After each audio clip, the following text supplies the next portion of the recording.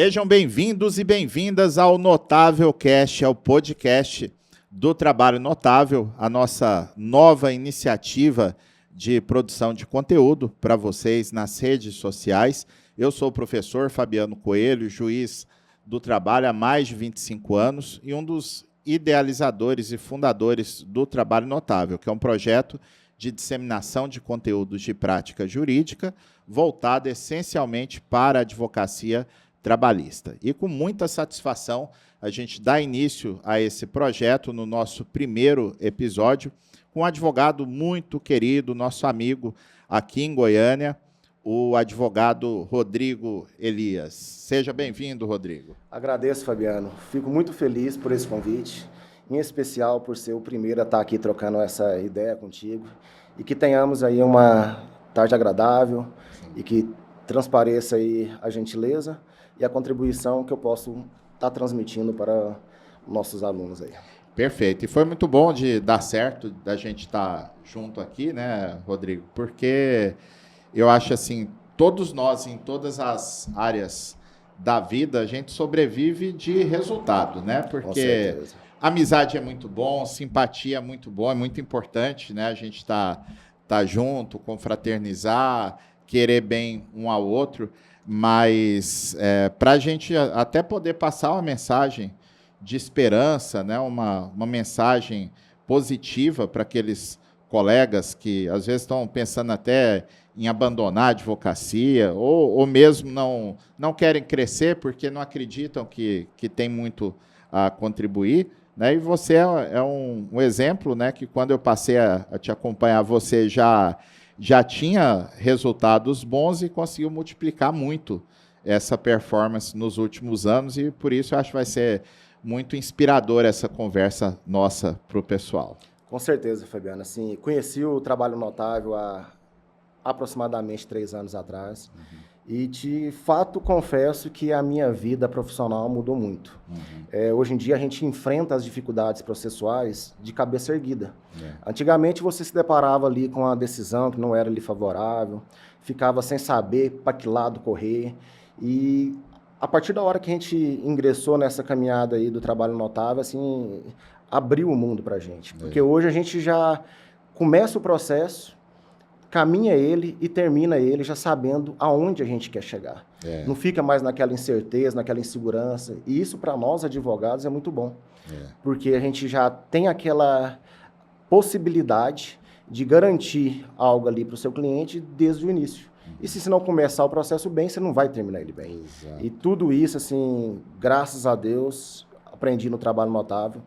E de coração, fico muito agradecido mesmo. E queria aqui te desejar todo o sucesso do mundo nessa nova caminhada, nessa estendida da caminhada. Igualmente. E tamo junto. E eu penso, Rodrigo, você poderia me corrigir se eu estiver falando besteira aqui, mas eu vejo que há um ciclo evolutivo, né, do pessoal na caminhada de avançar, em especial aqui nos recursos trabalhistas, né, que é o que a gente tem estado mais juntos, né? Porque o que acontece, né, Rodrigo? Eu até falo para os colegas, tem aluno que fica assim, professor, eu estou tentando, não emplaquei nenhum recurso de revista ainda. E eu falo para o pessoal, calma, porque o que acontece, né? Quando o advogado passa a estudar com afinco os recursos, a matéria jurídica em geral, mas o recurso em especial, há um ciclo por quê? Qual que é a primeira etapa? O cara fica violento para fazer contra-razões, né? Porque é mais fácil você enfiar o dedo na ferida do outro do que curar a sua própria ferida, né? Então, você vê ali o recurso do colega, você bate o olho e fala, isso aqui está errado, assim. Então, essa primeira etapa é você ter uma visão crítica, né, que colabora, que ajuda, né, na hora de impugnar o trabalho do colega adversário. Depois começa a ganhar os primeiros recursos, alguns alunos meus já vieram, inclusive com algumas vitórias, e foi até seu caso, você já tinha resultado com recurso, mas que acontece? Muitas vezes o colega ganha um aqui, perde outro ali, mas ele não tem ainda a consciência do processo. ele não tem ainda uma visão de método. Por que que esse aqui foi trancado? Por que que esse aqui vingou? A gente sabe que, às vezes, tem uma história de jurisprudência defensiva no meio, às vezes você tem sorte de estar no lugar onde a presidência analisa de forma um pouco mais frouxa os requisitos do recurso, ou mesmo o ministro do TST, dependendo do assunto, mas, em geral, a partir do momento que você bate o olho e fala, isso aqui realmente, hoje eu vejo que eu errei. Né? Então, isso acaba que cria aquela ideia, falou, eu sei o que eu não posso fazer. Né? Ou eu sei o que deu certo aqui e eu consigo replicar isso nos próximos. Mas aí tem um momento mágico, que é aquele momento em que o advogado recebe ali o despacho denegando o segmento ao recurso dele, ou ele recebe uma decisão monocrática no TST, daquelas, né, que tá tudo certo aí no regional, não tem o que fazer, e aí é o momento em que muito advogado, às vezes até ele teria a capacidade técnica de reverter a decisão, mas ele não está preparado do ponto de vista psicológico. Ele vê aquilo ali e fala, ih, lascou. Aí o cara descontrola na hora de fazer o agravo de instrumento ou na hora de fazer o agravo interno. E eu acho que a melhor fase é essa. É a fase que, mesmo quando você perde, você tem a paz de espírito de respirar fundo e falar, isso aqui, quem errou aqui não fui eu. Quem errou foi o desembargador, foi o ministro. Eu vou fazer um agravo aqui e vou reverter. E quando chega esse ponto, meu amigo, ninguém segura esse advogado. Com certeza, Fabiano. E assim, a palavra mágica é essa aí, é evolução. E eu tenho certeza, assim como eu, vários colegas advogados que seguem o trabalho notável, já enxergou o quê?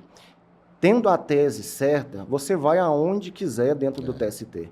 O que acontece muito com a gente na fase inicial? Você vai lá, entra com a inicial, se der certo, bem, se não der, você recorre para o regional e tenta reverter. E assim, sem pensar, sem tentar descobrir o que o TST pensa daquilo ali. E hoje, depois que a gente passou a acompanhar o trabalho notável, a gente acaba que descobriu a cereja do bolo. E o que é? É você conduzir o processo de acordo com o que ele vai finalizar no TST. Porque é fato, se você souber qual que é a transcendência que o TST entende naquela matéria, se você souber qual que é a premissa fática que você tem que estar ali exposta no acórdão regional para você poder impugnar. Fabiano, essa é a cereja do bolo que eu descobri dentro do trabalho notável. É você descobrir quais são as fases do processo que você tem que caminhar. É muito fácil imaginar, vou entrar com a inicial, se não der certo eu vou para um recurso ordinário, ele tem efeito devolutivo mesmo. Tendo efeito devolutivo, o regional vai ter que se adentrar a todas as provas que tiver no processo, mas no TST isso não acontece. E a minha advocacia mudou muito, Fabiano, quando eu descobri, através de um vídeo seu, que a principal peça do processo chama embargos de declaração no regional. Por quê? Porque o recurso de revista, ele não sobrevive em espécie alguma se não tiver toda a premissa fática e a jurídica estampada no corpo do acórdão. E muitas das vezes, quando a gente deparava com isso lá atrás, a gente falava, não deu, vou tentar recorrer aqui, vamos naquele viés de desabafo, esse desembargador está errado, não era assim que ele tinha que adotar, mas não é isso. Eu sempre brinco, como já comentei isso contigo numa live, que para você elaborar um recurso de revista, você tem que subir um degrau numa escada. Você tem que pensar que o recurso de revista é uma escada, e ela tem 10 degraus. E você desabafar no mérito é apenas o 10º degrau. Se você não começar desde o primeiro degrau, que é o embargo de declaração, você não vai chegar a lugar nenhum. Eu tenho um caso, Fabiano, se me permite a comentar, muito interessante. Atualmente eu atuo muito para colegas advogados que não conseguem fazer recurso de revista. Por conta até dessa notariedade que o próprio trabalho notável ajudou a me dar. E no último caso que eu peguei, a advogada falou, doutor, estou precisando fazer um recurso de revista, vamos lá, é uma causa milionária, o que eu faço? Tem como você fazer o recurso de revista para mim? Eu falei, tem. Mas vamos começar por um ED. Porque a situação era bem deprimente, Fabiano. O regional foi ali, era um caso de vínculo empregatício, e simplesmente falou que, não, o ônus era do reclamante e que o reclamante falou tal coisa. Sim.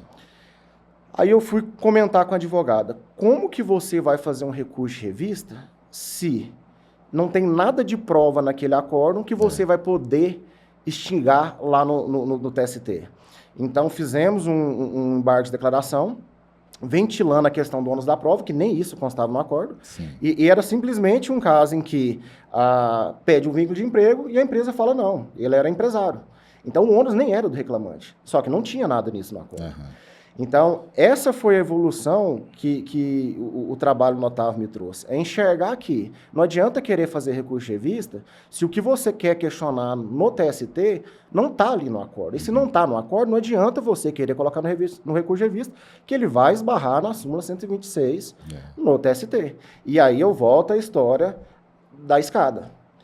Vamos fazer primeiro o degrau, que é o degrauzinho do embargo de declaração, pré-questionou tudo que tem de premissa fática e até da premissa jurídica.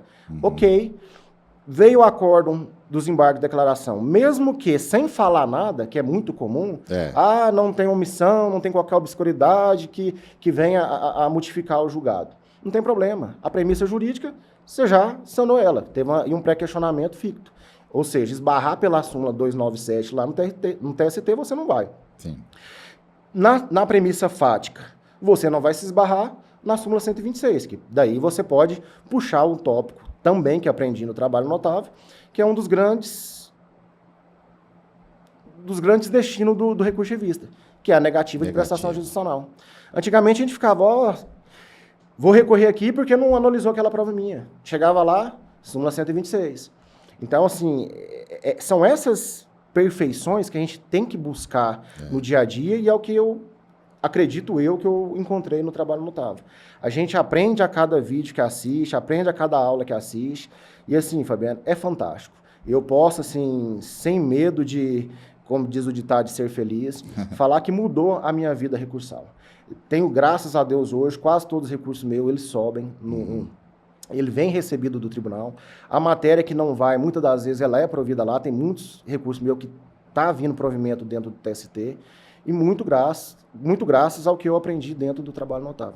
E olha só, né, Rodrigo, eu tinha pensado em te fazer exatamente essa provocação, porque quando você começa a ser procurado por outros colegas para fazer o recurso, e a gente tem que compreender, né, Rodrigo, cada colega está no seu momento, eu respeito demais. É claro que eu gostaria, eu acho assim que a gente está construindo uma bolha, uma comunidade, para mostrar que todo mundo é capaz, né?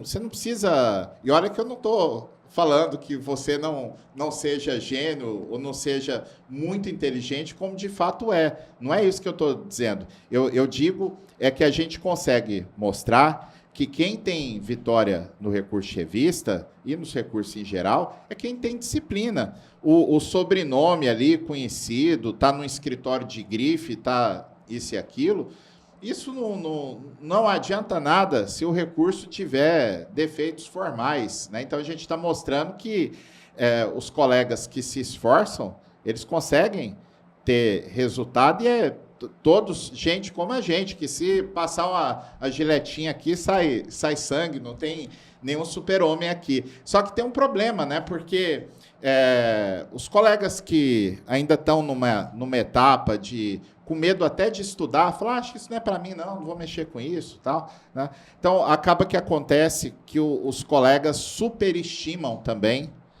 a capacidade técnica de quem domina os recursos. E a gente sabe que não dá para fazer milagre, né, Rodrigo? E aí eu gosto sempre de frisar isso, né? Cada um está no seu momento.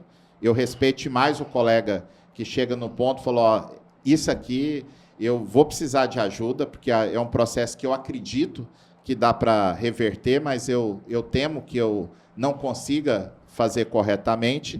E quando a situação for assim, o advogado tem que ter a consciência de procurar um especialista em recurso de revista num tempo hábil para buscar os embargos de declaração.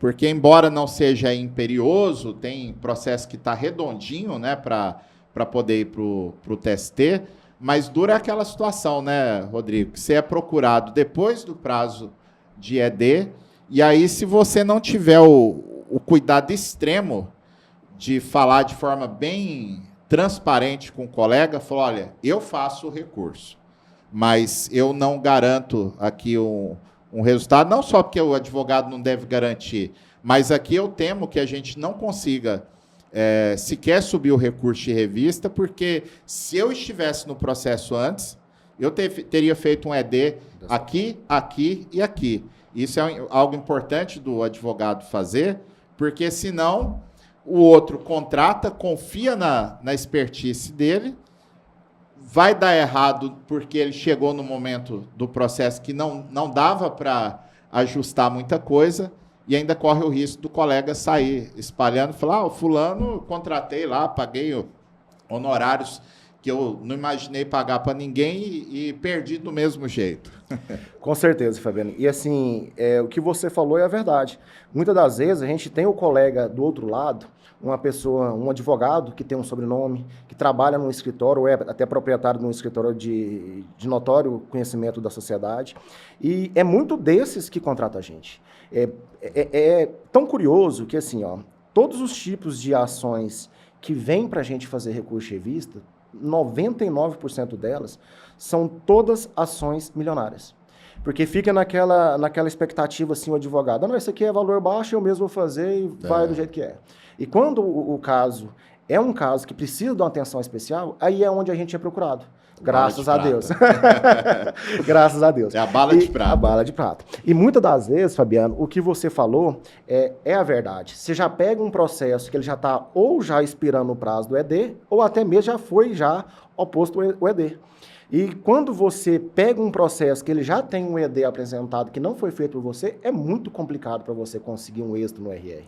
Porque, na verdade, o recurso de revista, ele nada mais é que um recurso que todo ele é baseado dentro do seu embargo de declaração. Sim. E, mais uma vez, eu repito, por que eu acho que o embargo de declaração no regional é o recurso mais importante? Porque, de via de regra, todo desembargador, quando vai proferir um acordo, ele coloca lá a tese dele, fundamenta legal, muitas das vezes nem fundamenta, mas, enfim, coloca lá o fundamento legal que ele acredita, e ele vai sustentar o fundamento dele dentro de prova. Sim. Mas, por óbvio, ou é por um lado, ou é pelo outro. Então, uma das duas partes vai ter que interpor o recurso de revista. E essa parte que tem que interpor o recurso de revista sempre, 99% das vezes, a prova que lhe favorece não está no acórdão. Porque o desembargador ele só utiliza a prova que favorece o fundamento do acórdão dele. Sim, então, assim, aí é onde o advogado tem que fazer um ED bem feito e falar, Excelência, você aqui falou de tal forma, mas existe uma prova lá dentro do caderno processual que ela fala o contrário. Você pode me dizer se lá existe uma prova, ipsiliteris, coloca lá o que está descrito na prova. Porque daí sim você pode ir para o tribunal, no Superior do Trabalho. Agora, se você ficar amarrado dentro do acórdão que o desembargador proferiu, você não vai ter êxito. Muitas das vezes, você não vai ter êxito no seu recurso de revista, porque a sua prova não está lá. Isso é fato. Esses tempos atrás, peguei um recurso também com um advogado, me procurou de revista para fazer, e ele também já tinha feito o ED no recurso ordinário. E era um acidente de trabalho, e a esposa, pelo espólio, estava pedindo um vínculo empregatício. Não deu em primeira instância, não deu em segunda instância. E olha a coisa mais bizarra, Fabiano.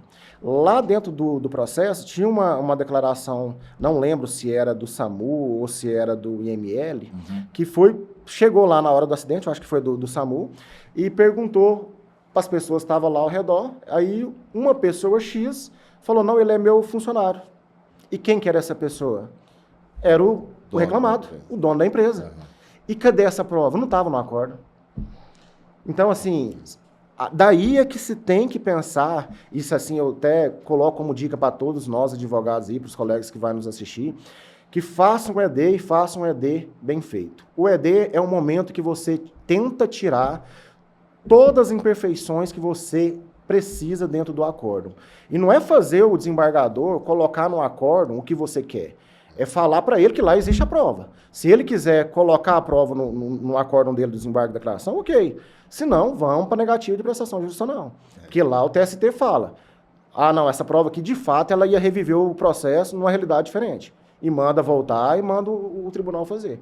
Mas, infelizmente, sem provocar isso, fazer o pré-questionamento na instância regional, você não consegue.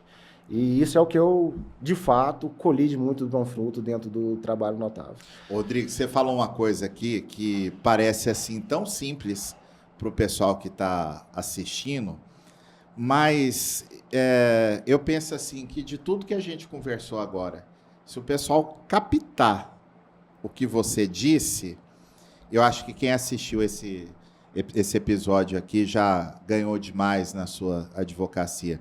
Você estava comentando lá do recurso de revista que você fez sobre vínculo de emprego e que o tribunal nem assentou de quem era o ônus da prova, né? Então, aí vem uma super dica para quem está assistindo. Recurso de revista não tem nada a ver com recurso ordinário. No recurso ordinário, você pode deixar passar aquilo que é óbvio.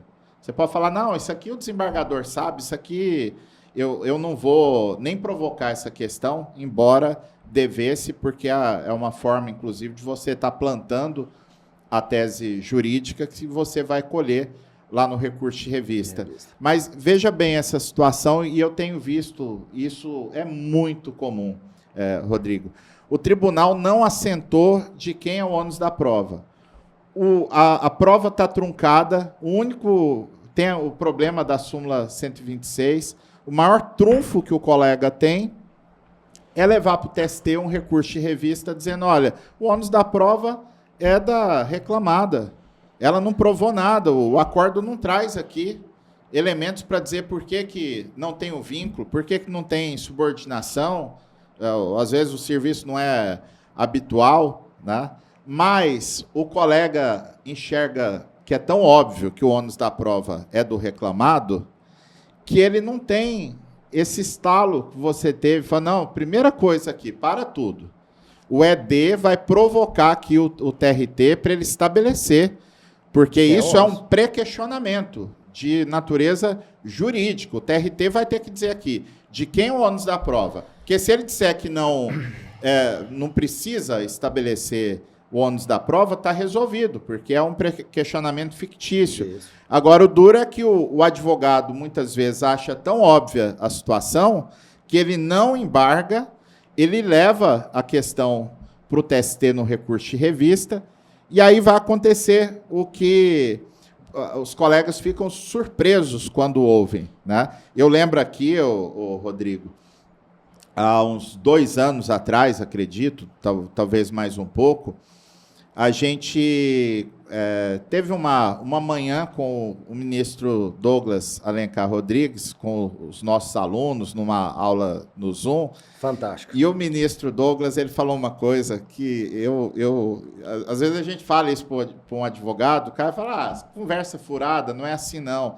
E o ministro Douglas, ele colocou claro a agonia que muitas vezes dá para o ministro do TST, porque está na instância extraordinária, porque ele está preso ao requisito do pré-questionamento, ele não pode analisar um ponto que não foi abordado no regional, ele está preso a um aspecto fático, que ele falou, eu tenho quase certeza que a prova está aí no processo, mas isso não foi explicitado no acordo. Então, o ministro disse da agonia de muitas vezes o ministro ter uma franca percepção de que a parte recorrente tem razão, mas o advogado não fez o óbvio ali de trazer o mínimo necessário para que a matéria possa ser enfrentada. E aí fica a dica, pessoal. Não existe nada que seja óbvio, não existe nada que você vá presumir. O negócio é o acórdão. Ah, está aqui no acórdão? Não está. ED em cima, sobre fundamento jurídico. Ah, tal fato aconteceu, tá? Cadê o ED? E na negativa de prestação jurisdicional, outro dia, Rodrigo, a colega apresentou lá um recurso, o recurso foi trancado. Ela, professor, se eu puder dar uma olhada depois, que aí eu penso que, pela própria Loman, eu particularmente não vejo problema, porque é um recurso que já foi, né? Acho que o juiz que é professor, ele não poderia pegar na mão, Rodrigo, vamos fazer junto aqui esse recurso, que aí realmente seria uma situação de consultoria que a Loman não permite. Falei para a colega, eu vou abrir aqui o recurso, não estou com muito tempo, mas eu vou dar uma olhada e pelo menos coisa mais perceptível para eu te falar, se eu achar aqui um motivo. Aí, Rodrigo, fui ver a preliminar de negativa de prestação jurisdicional da colega. Ela estava com a faca e o queijo na mão. Para mim, assim, eu lendo a preliminar, falou, gente, isso aqui teve negativo, isso aqui o tribunal passou por cima, talvez nem tenha lido direito que era o ED, né? Só que eu falei para a colega, olha, essa negativa aqui você não pode fazer assim, né? Por quê? Como é que tem que ser uma preliminar de negativa de prestação jurisdicional? O advogado vai lá, fala, olha, a omissão é X, traz a transcrição do ED, naquele trecho que apontou a omissão, traz a transcrição do acórdão do ED. Em alguns casos, o acórdão do ED é tão lacunoso que você tem que trazer a transcrição do capítulo original lá do acórdão do RO, para mostrar que lá também não foi nada abordado. E aí, em seguida, você vem, é um recurso por violação, né, negativa, você tem que trazer ali a descrição analítica, dizer que é uma negativa, por que afronta o 93.9 da Constituição, e aí você vai descer para contextualizar aquela tese que você extraiu do dispositivo constitucional, você vai fazer o chamado cotejo analítico ou confronto da tese jurídica com a matéria que tem no acórdão. E foi esse passinho que faltou para a colega. Ela precisava só dizer assim, olha, pela transcrição, dá para perceber aqui que o regional se omitiu em relação ao ponto X, Y e Z, e esses pontos são fundamentais para o conhecimento da matéria. Eu falei, isso aqui você não disse. Resposta da colega, falei, professor, eu não disse isso, porque como eu fiz a transcrição, achei que era suficiente, né?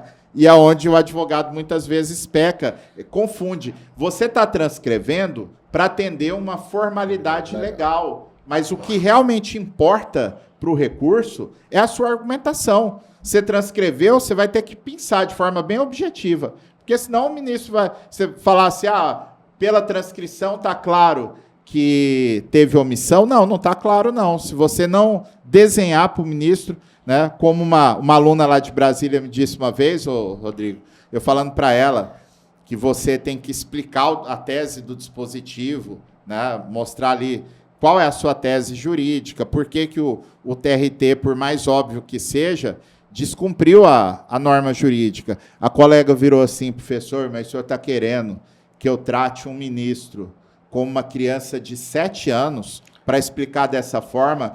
Eu falei, finalmente alguém me entendeu. É isso. O recurso chevista, você não pode caminhar no óbvio, você tem que fazer. Fala assim, podia ser mais fácil a tratativa que o TST dá aos recursos? Sim, mas se a forma do tribunal lidar com os recursos é essa, é mais fácil você adaptar seus recursos e ter resultado do que fazer igual um recurso ordinário e depois ficar reclamando. Fabiano, e assim, e volto a dizer, o que você falou encaixa perfeitamente na sistemática da escada que eu citei há pouco. Não adianta você querer ir lá e falar assim, não analisou essa prova, isso aqui é uma negativa. O artigo 896 da CLT, ele te dá todos os requisitos legais que você tem que ter para fazer com que o seu recurso ele seja admissível. Então, assim, tá lá. Está falando lá que para você ter o seu conhecimento na preliminar de mérito, na negativa de prestação jurisdicional, fala que tem que ter o trecho do acórdão recorrido, os embargos, trecho dos embargos de declaração que você pré-questionou a matéria e o trecho do acórdão dos embargos de declaração que continuou a omissão.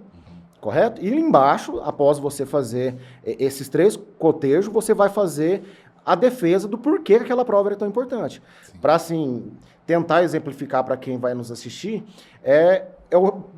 aquele exemplo que eu dei, do cara que foi lá, tinha lá uma prova lá, que era uma declaração do proprietário falando que o cara era funcionário dele.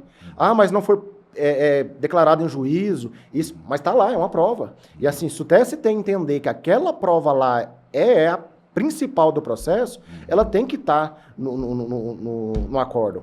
E se você não preencher, não adianta chegar lá e falar, mas está lá a prova. Você não fizer esse recorte lá, colocar o trecho do acórdão original, colocar o trecho do ED e depois vir com o acórdão de embargos de declaração, não vai ser conhecido. Sim. Esses tempos atrás mesmo, eu tive um caso que o ministro, numa decisão monocrática, falou que eu não tinha transcrito o pedaço do acórdão recorrido, o primeiro, o original. Por quê? Porque lá eu coloquei uma pequena frase, que era uma matéria bem sucinta, e lá no acórdão regional falava, não se trata, o contrato entre as reclamadas não se trata de um contrato de natureza, não se trata de terceirização, é um contrato de natureza comercial. Aí eu coloquei, em que pese o acórdão regional colocar tal coisa, e coloquei uma frasinha. O que eu fiz? Eu agravei. Por quê? Porque ele não pode lá querer falar, mas você colocou pouco ou colocou muito. Porque o que é pouco para mim ou muito para mim é diferente para você. E quantos ministros não tem lá para fazer? Então, nunca pode pecar nas formalidades. Não adianta ter a melhor matéria do mundo se você não souber fazer o recurso de revista dentro de uma escadinha. Primeiro, embargo de declaração, depois ver todos os requisitos que tem que estar presente para admissibilidade. São coisas tão simples que às vezes o advogado deixa de fazer. Outra dica. Quando vai ver sobre a matéria, tem 3 matérias para recorrer para o TST. Vá lá, vê o que cada ministro ou cada turma entende sobre a transcendência daquilo ali. Já vai de cara lá em cima e fala. Voltando a algo que eu aprendi no trabalho notável também. Não é exigência legal colocar a transcendência. Isso. Salvo o melhor juízo. Mas, se você já tem um entendimento do TST que é naquela tocada, já coloca. Ó, esse caso aqui tem a transcendência jurídica que está contrariando tal coisa. Que na hora que o ministro pega, já está ali mastigadinho para ele, que aí é onde você falou. Tratar como se estivesse tratando um menino. E dos 3 assuntos, né, dos Rodrigo? 3, porque muitas vezes eu vejo o advogado, ele começa a preliminar linda de transcendência, aí ele fala de um assunto e não fala dos 2. Então, o ministro, claro, que o raciocínio não é 100% esse, porque a transcendência pode ser analisada de ofício, mas o ministro pode ver o recurso e falar, poxa, se o próprio advogado está tratando da transcendência só de uns tópicos, parece que é porque não tem relevância nos outros 2. E muitas das vezes, Fabiano, acontece isso, eu já reparei isso quando eu vou fazer contrarrazões de colegas, é que geralmente eles declinam lá a transcendência da matéria que eles entendem a mais relevante para ele, a mais importante. E deixa as demais para lá.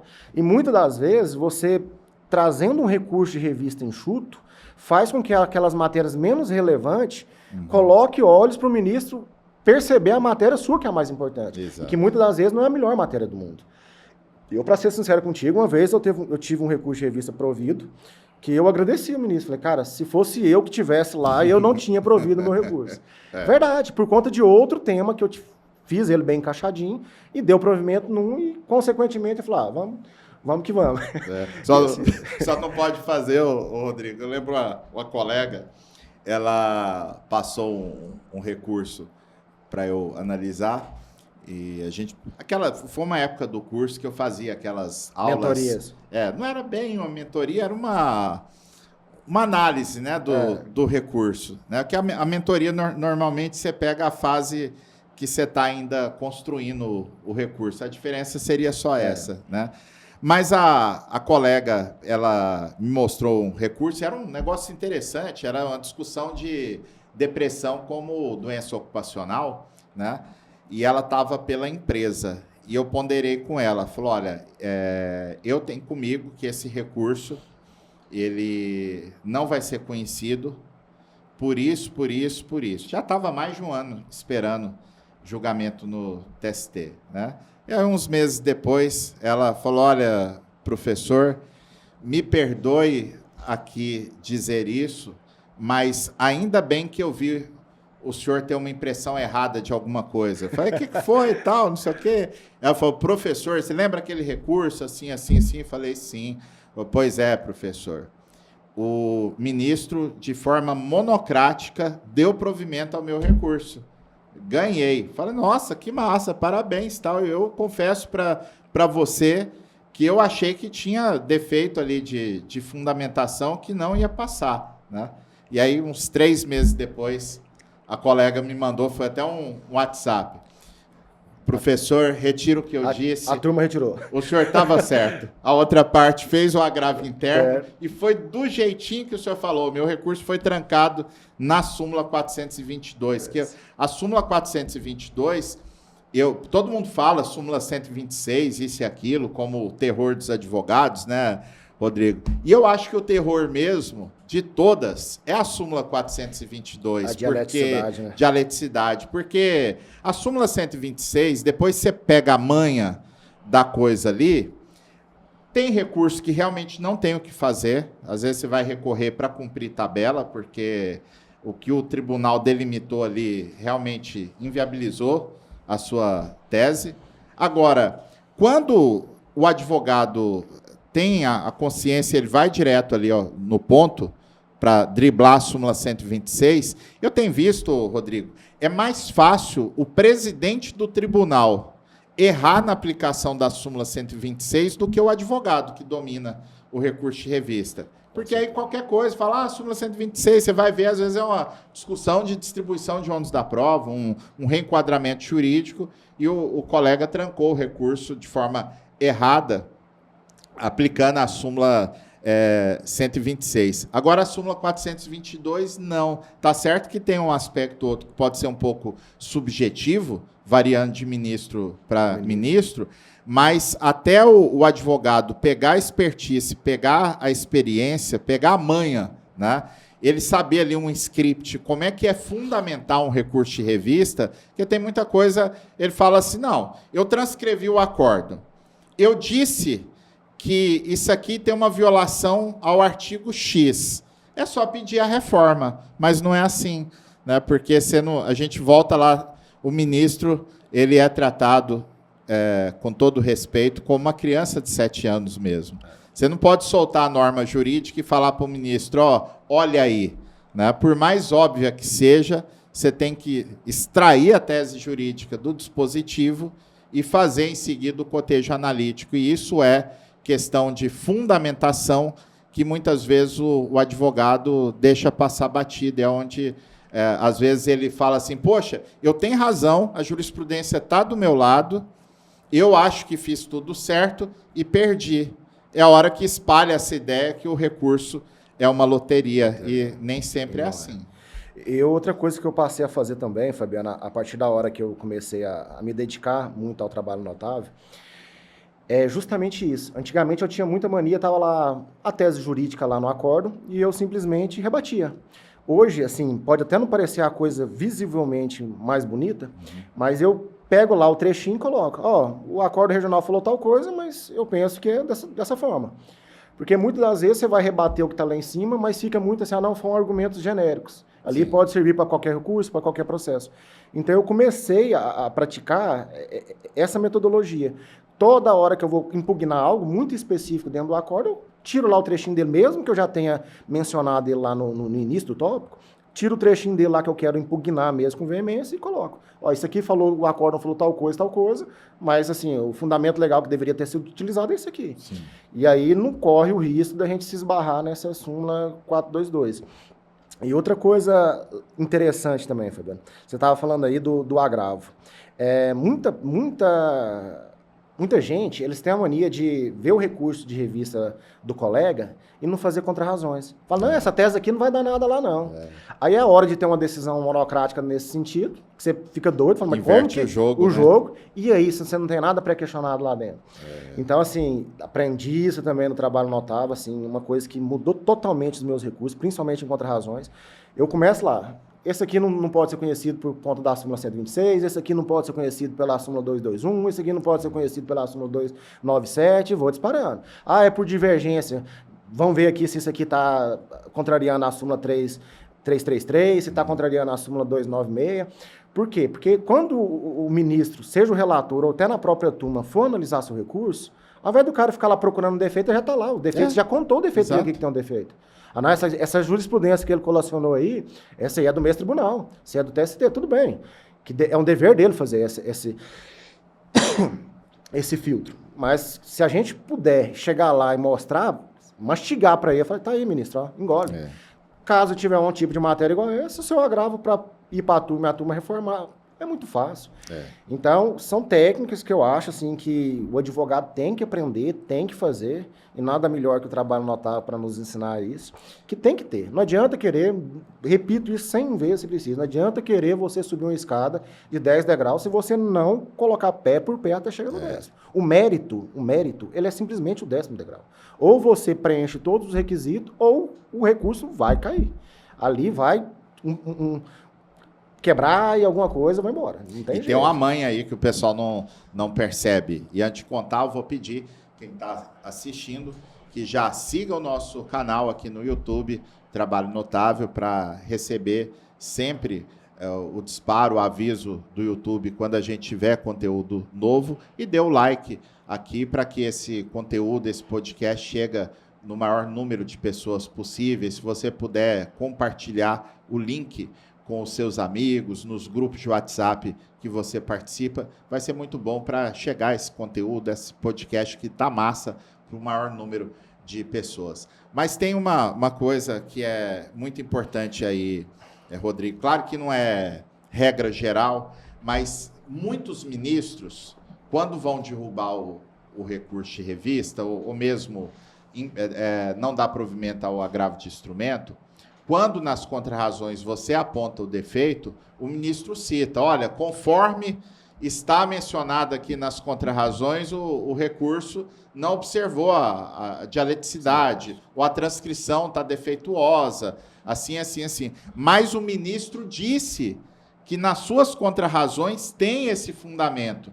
Porque aí o que acontece? É a hora que você, de forma muito íntegra, né, Rodrigo, você aumenta a percepção de autoridade e de vitória para o cliente. Porque se você não faz as contrarrazões, o ministro vai passar o pente fino, porque passa mesmo, né, para trancar, para não conhecer, para não prover o recurso de revista, em especial se tiver um defeito formal.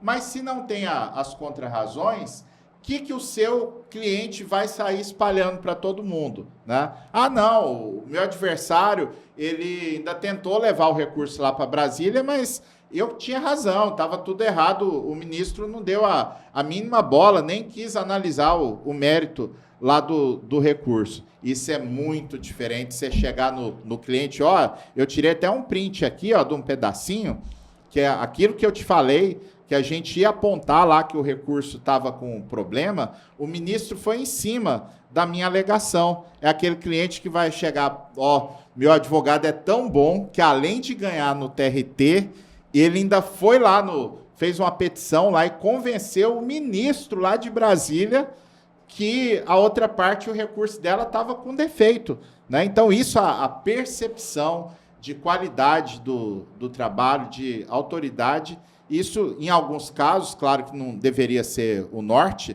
mas isso, às vezes, ajuda um reclamante ou outro, até naquela hora final do acerto de honorários, que, às vezes, o cidadão que tem essa percepção do que o advogado fez, ele não vai ter a audácia que muitos têm, né, de falar, doutor, será que não dá para dar um desconto aí depois que já ganhou tudo, né? Fabiane, e é tão legal que tempos atrás fui fazer tem pouco tempo, não tem uns 6 meses, um pouquinho menos, não sei.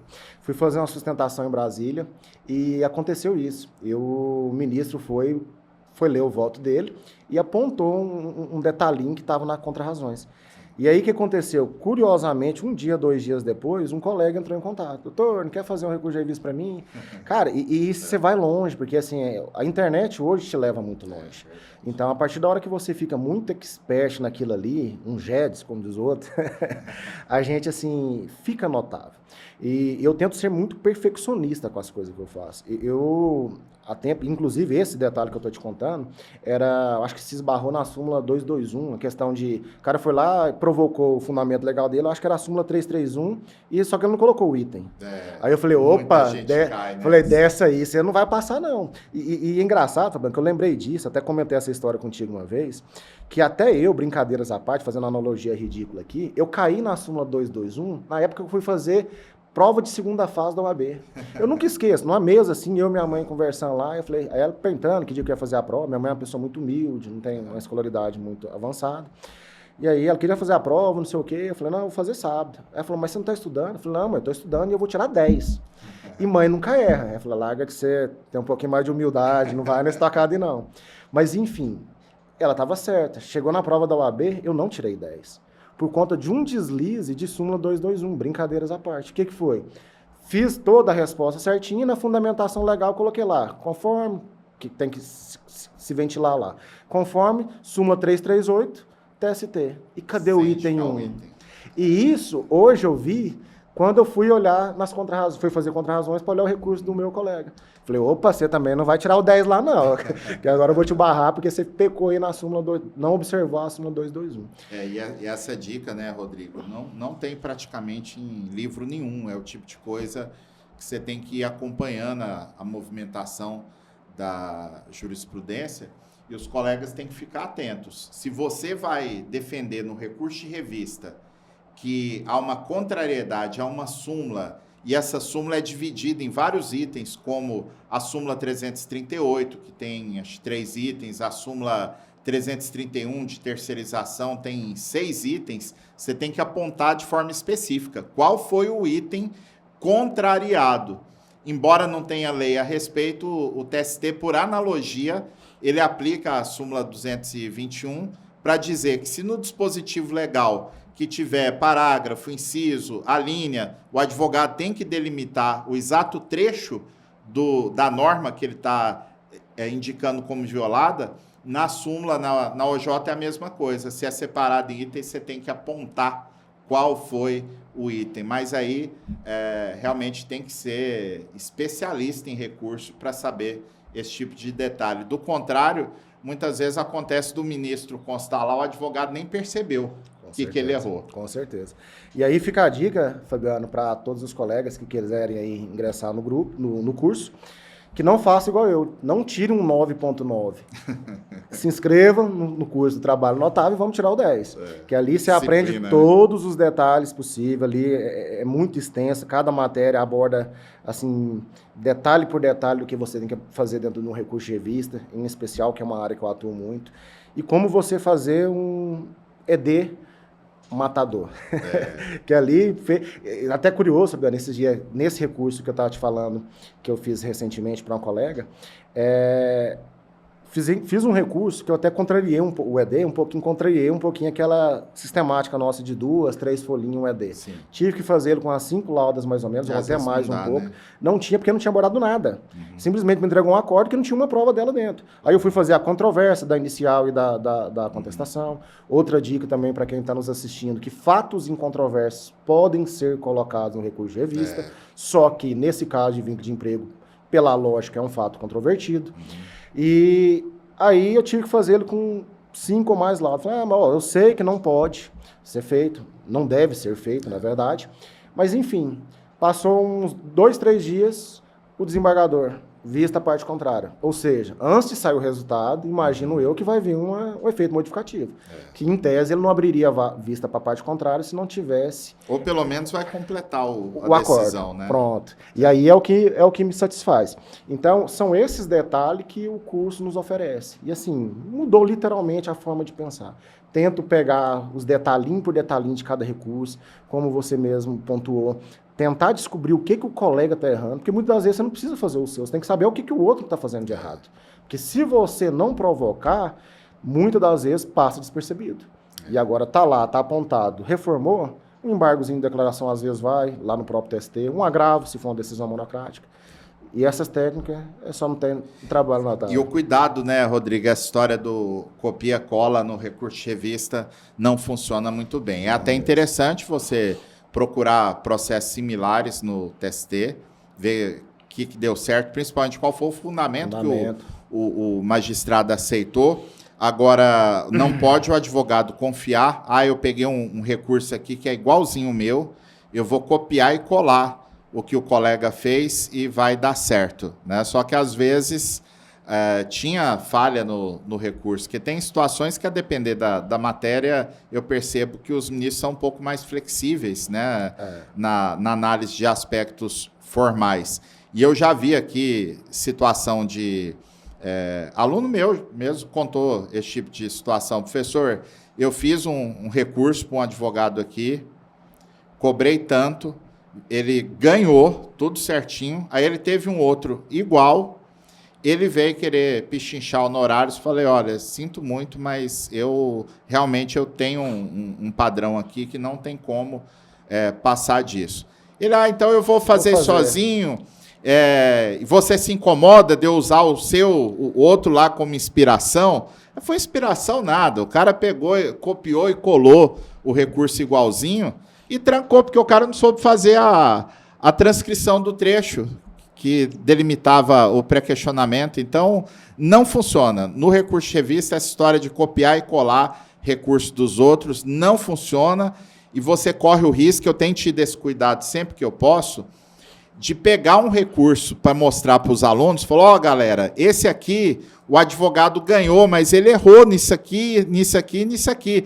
Não é uma arrogância da nossa parte. Eu quero com isso mostrar, ô Rodrigo, que às vezes, mesmo sem a perfeição, o advogado consegue ganhar, porque a tese dele é muito forte, e também para mostrar, olha, cuidado, você não pode falar assim, se esse aqui for um recurso vitorioso, eu vou copiar, vou fazer do jeitinho que o advogado fez, e pode ser que caia num gabinete, ou às vezes até num servidor que faz a análise do recurso, e ele é mais criterioso, digamos assim, e não vai passar o defeito formal. É onde fala, de novo, é loteria, o outro ganhou, eu fiz aqui igualzinho, perdi, como é que explica isso?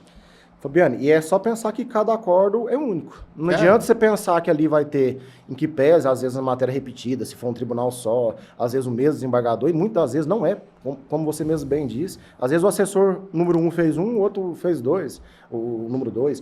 E assim, como que você vai impugnar algo que não é a mesma coisa do outro? Você tem que fazer uma impugnação específica ali.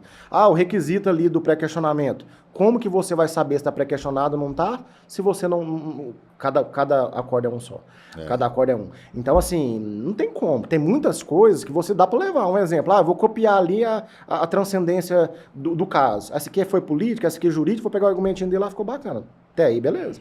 Mas tem muita coisa que você não tem como tirar de um Ctrl-C, Ctrl-V de recurso do outro. Falo, cada recurso tem suas particularidades. Isso é fato. E não adianta querer, vou copiar aqui e fazer. É igual você falou, pode ser para cumprir tabela. Mas querer êxito lá, você não tem, não. Não tem, a não ser que façam vista grossa, o que não é comum.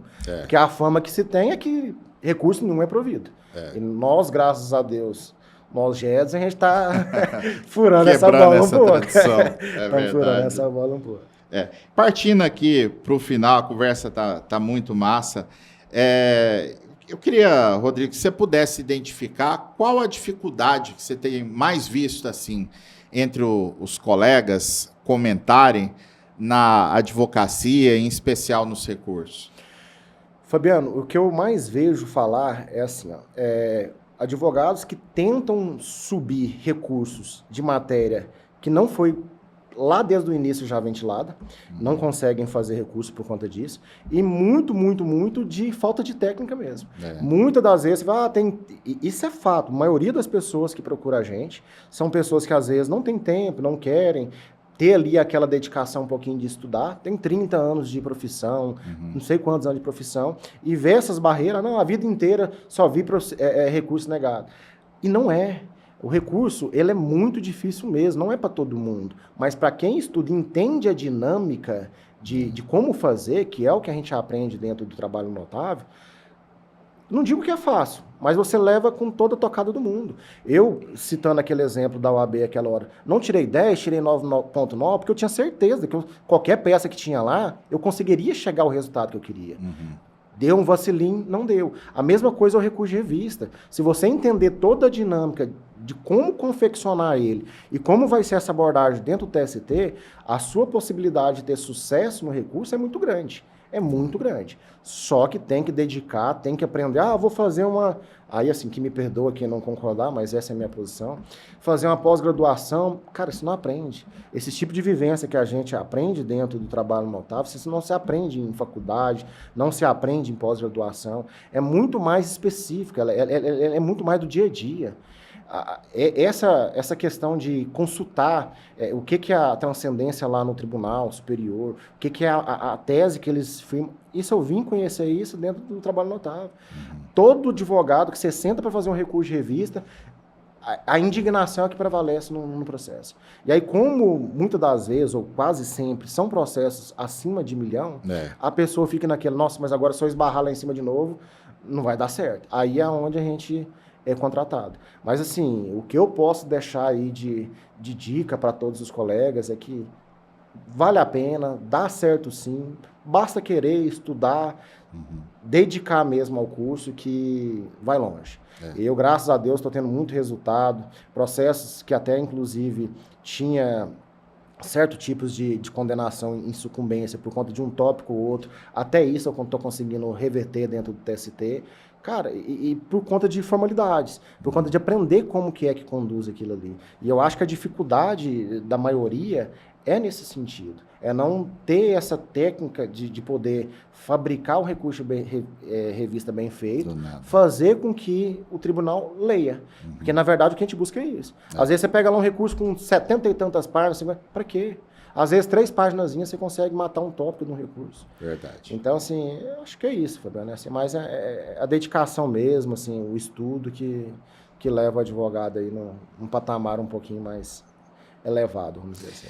Perfeito, Rodrigo. Eu vou pedir o pessoal que está assistindo, se puder colocar aí nos comentários do YouTube o que achou desse podcast, da ideia, qual a principal dica que você extraiu aqui do que eu falei, do muito de dicas que o Rodrigo Elias passou também. Se você quiser deixar aí no chat uma sugestão de tema, uma sugestão de convidado para a gente trazer, vai ser muito legal, já que é um projeto que está começando agora e vamos construir juntos todos. Eu agradeço demais a tua presença, Rodrigo Elias. Deixo para ti a bola para as considerações finais e, quem sabe, mais para frente a gente fazer outra sessão aqui nesse podcast. É o Notável Cast, o primeiro episódio. Eu que agradeço, Fabiano, pelo convite. Fico muito honrado em ser o primeiro a ser convidado a participar desse bate-papo. Te confesso que foi uma tarde muito agradável, de muito conhecimento. E desejo todo o sucesso do mundo nessa nova caminhada. É apenas um passo a mais daquilo que já vem sido dado há tempos. E fico feliz mesmo. E que se precisar de mim, estou à disposição. Estamos juntos sempre. E é isso aí. Dou um conselho para todos aí. Insista, invista e estude. Acho que é o que vale a pena para nós. Valeu, muito obrigado, pessoal, e até o próximo episódio.